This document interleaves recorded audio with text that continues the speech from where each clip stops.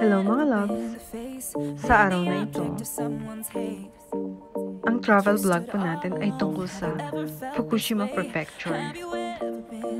Nanggaling na po tayo ng Guma Prefecture, sa Karuizawa, sa Yamagata, at ngayon naman po ay sa Fukushima Prefecture po tayo.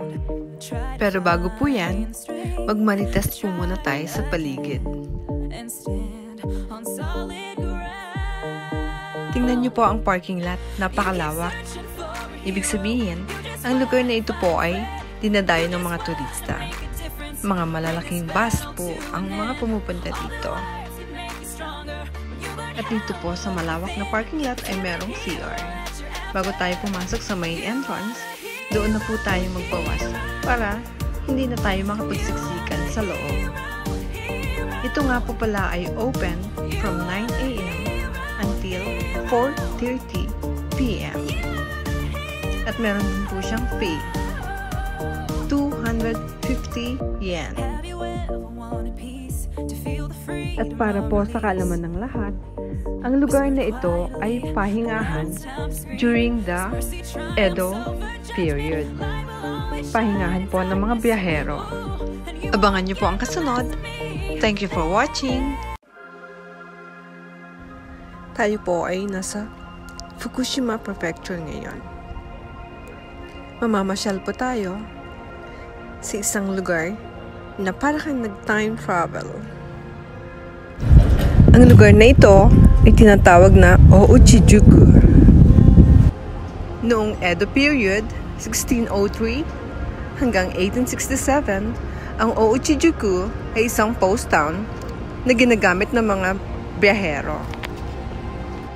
Noong unang panahon po, ito ay mayroong mga kainan, pahingahan, shops, at mga tulugan para po sa mga bumabiyahe sa malalayong lugar. Imagine niyo na lang po na merong mga ninja at mga shogun na naglalakad sa lugar na ito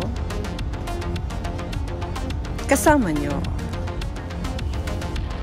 Tingnan po muna natin ang paligid.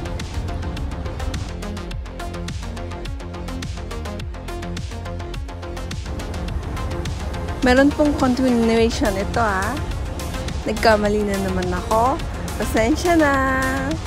See you next time. Thank you.